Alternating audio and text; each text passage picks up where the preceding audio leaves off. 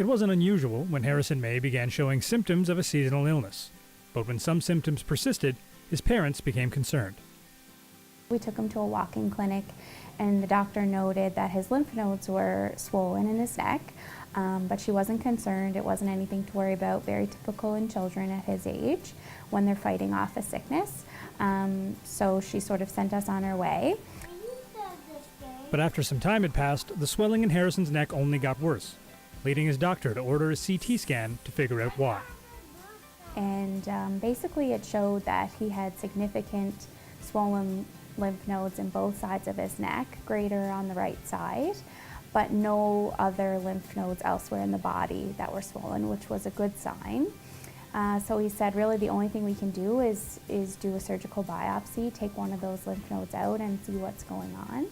So we did that in July, and then 6 days after that surgery, he called us to come into his office, and we got the diagnosis of Hodgkin's lymphoma.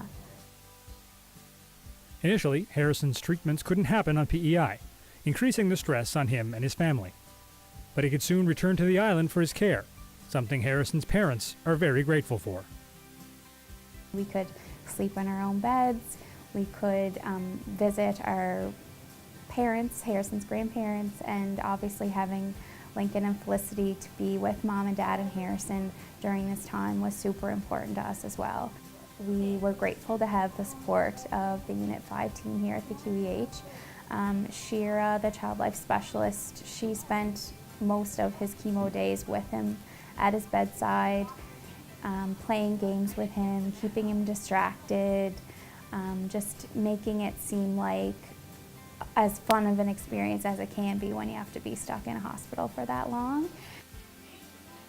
For kids like Harrison, we work a lot on making sure that he understands his diagnosis and his cancer journey. For our pediatric patients, it's not just about treating them medically, it's about treating the whole person and needing to ensure that their emotional and developmental needs are being met so that they're given play opportunities and that they can be kids while they're here getting their medical treatment, which is really important, that we want kids to be kids even though they're going through difficult medical journeys.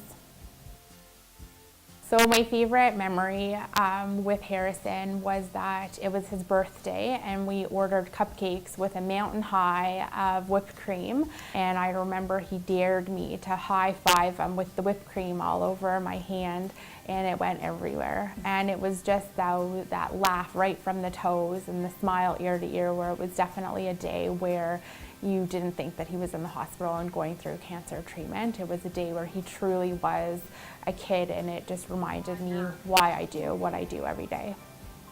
You're 7? I don't know. A tile. Why are they so big? I don't know. Why are the words so big? Yeah.